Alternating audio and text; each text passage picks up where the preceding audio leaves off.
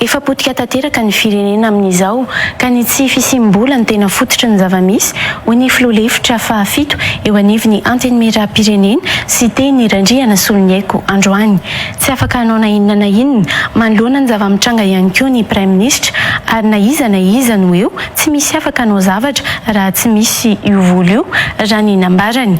Tsy dia nahafa-po noho izany fionana tamin'ireo minisitra 10 amin'ny governemanta nampanasoana teny Tsimbazaza satria mbola afaka roa taona hatramin'ny fito taona any avokoa vao ahitana vahaolana ny délestage sy ny rano ary ny fanamboaran-dalana raha ny tatitra nataon'ity filoha-hevitra fahafito eo anivon'ny antenimieram-pirenena ity ho an'ny androany. Tatrizay ary entiny Irina Rardera. Mbola hiasa hatramin'ny taona 2024 ny fitaterana rano amin'ny fiarabe eto Andrenivohitra raha ny valiteny azon'ny solombavambaoka tamin'ny ministeran'ny rano tao anatin'ny fambetson'ny solombavambaoka amin'ny mpanohitra ireo minisitra 10 teny amin'ny antenimieram-pirenena ny alakamisy lasa teo raha ny tatitra natao ny siteny Randriana Solonyaiko.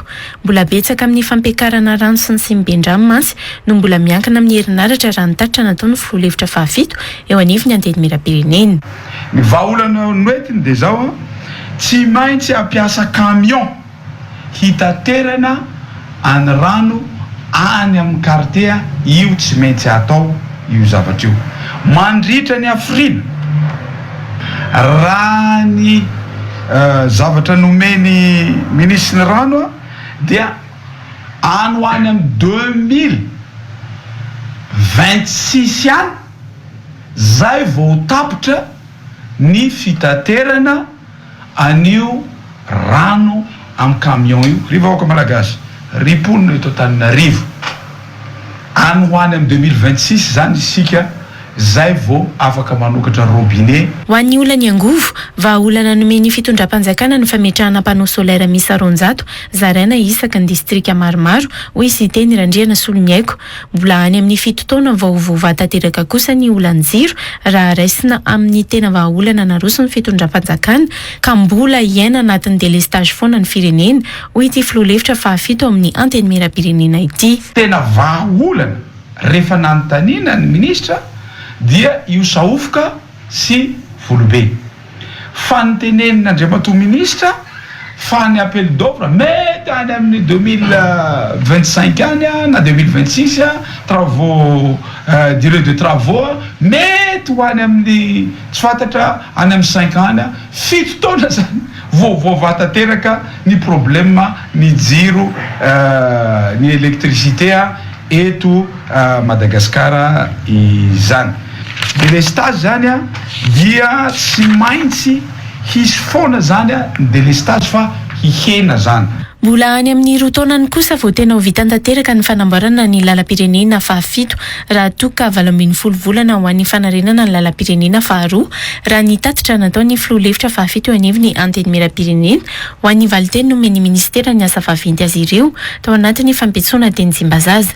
Nampatsiahiviny tao anatin'izany nambaran'ny ministra ny asa vaventy nilaza fa misy ny vola 700 miliara ariary ho an'ny fanarenana ny lalana manerana ny Madagasikara io ka mahatratra 3.7 miliara ariary efa ao amin'ny tahirim-bola-panjakana ary mbola misy 710 sy 500 miliara ariary ihany koa ny trosan'ny mpanjara solika tokony alohan'izy ireo amin'ny fanjakana. Matezitra ihany fa manana an'izany 432 milliards d'ariary zany hoe mbola potika ny RND potika ny RN7 ka fa enitaona misy vola eo hatramin'ny androany misy vola eo nanome toky ny ministera fa iny RN7 iny zany dia mananikanika any amin'ny 2 ans any zay vao vita tanteraka ho izy lozy zany 2 ans zany tsika vao dia iny RN2 iny any amin'ny 18 mois any zay vao vita koa ny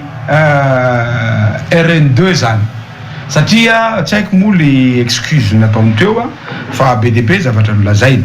Isandro natson'ny mpanohitra teny amin'ny antenimieram-pirenena ihany koa ny ministra délégué misana an-jandarmaria-pirenena ary nilazan'ny siteny Randriana Solonyaiko tao anatin'ny tatitra nataony androany fa izahana avadika politika ny hetsika ataon'ireo vahoaka.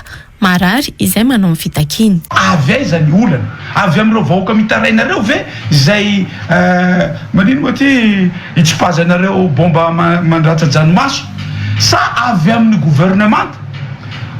Fa fa eto koa aho lehibe ny mpanoatra mba mazory fototra ny malagasy raha zay lalam-panorenana rehefa misy zavatra afaka mitaraina vaoaka malagasy ary ambarako eto azalany andro ianareo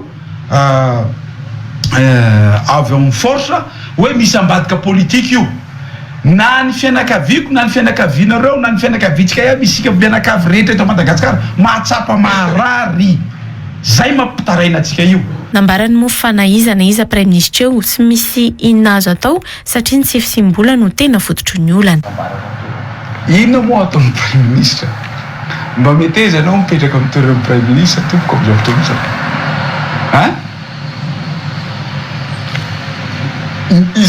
Zavatra lazaitsika rehetra izao dia zavatra anankiroa lehibe. Voalohany tsy fisim-bola. Inona ny ataony? Hibedany ministra izy. Karaha hiteny amin'ny ministra hoe aiza ny vola. Na ny vola ny fampianarana amin'izao fotoana izao halefany amin'ny jirama. Dia iza no inona ny ataon'ny Prime Ministre tompoko?